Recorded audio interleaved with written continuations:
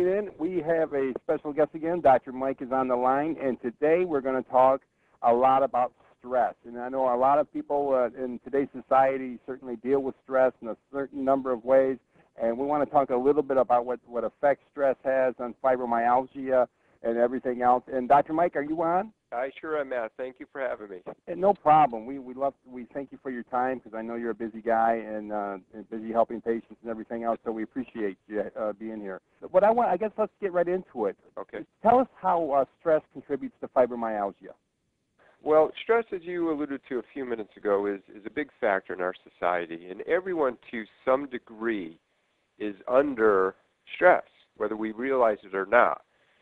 When it gets to become an issue is when we're under chronic stress. Okay, there's typically two types of stress, positive and negative.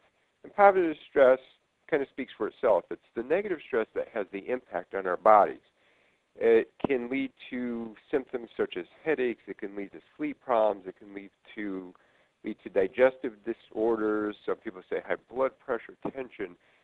But where it fits in with fibromyalgia is oftentimes when someone will come into my office who's a fibromyalgia sufferer and we talk about flare-ups, stress is the main one that always comes up. Anytime I'm under stress, it seems either my fibromyalgia flares up, my irritable bowel flares up, and then they're just in a downward spin from there.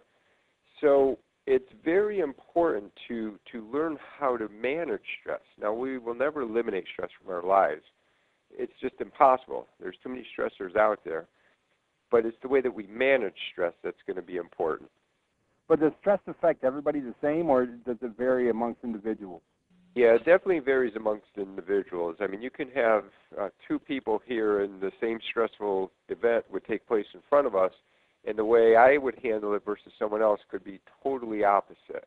And that's the big factor. It's, again, going back to what I said a few seconds ago, stress does affect us, but it's how we learn to cope with it, how we learn to manage it. And that's why, some people have perfected it a little bit better than others. They've learned techniques to actually apply either when they're going through a stressful event or if a stressful event just occurred. And that's what's going to help the fibromyalgia sufferer. Once they learn how to handle stress better and different things that they can do to actually control it, that's when their symptoms are going to subside and slowly melt away. Oh, that's awesome.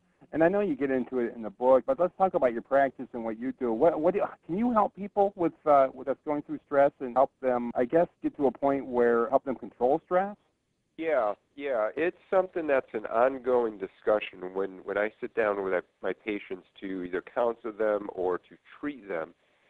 One of the big factors that I view in the office, and I go through this in the ebook, there's things that you can actually do at home, but it's basically some self-treatment when it comes to treating tense muscles. Now, tense muscles, I want you to picture this, Matt. If you hold your arm out and you're making a muscle, and that muscle is contracted and it's tight, it's eventually going to become fatigued and it's going to become stressed out. Now, you take that concept and apply to all the muscles in our body. If someone's going through stressful events or chronic stress day in and day out, and those muscles are tense, it's draining their bodies of energy. So what you want to do is you want to learn, and again, I show this in my book, different ways to go through and just give yourself like self-massages or have a spouse or a partner or a loved one just get in there and just relax some key areas, and typically it's the fibromyalgia tender points that you want to really focus on.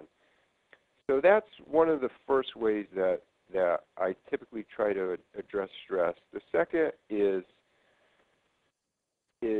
basically deep breathing exercises. It sounds so simple, and we've heard so much about it. However, I'm surprised that every time I sit down with a sufferer and we talk about stress management, we talk about deep breathing exercises, how many times they say, oh, yeah, I've heard of that, but I've never tried it, or, oh, yeah, I used to try that, but I just have forgotten about it. They're very basic, very simple exercises that you can do to control your breathing, which will actually calm your body down.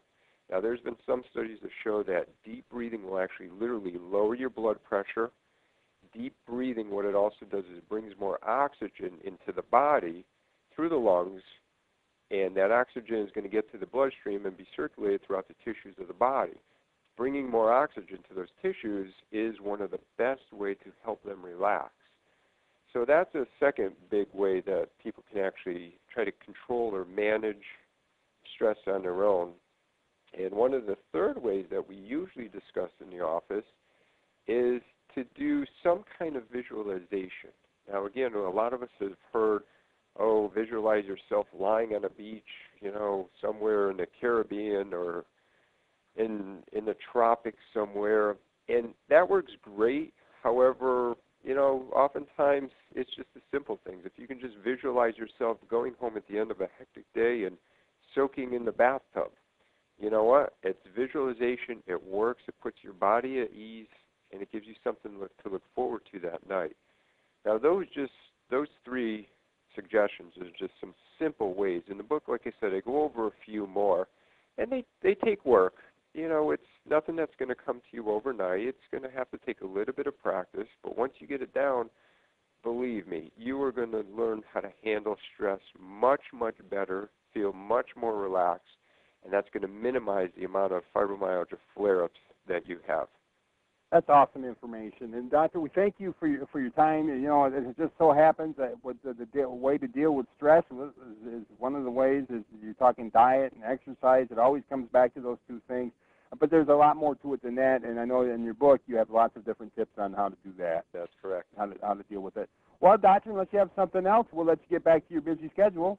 I appreciate it, man. I appreciate your time.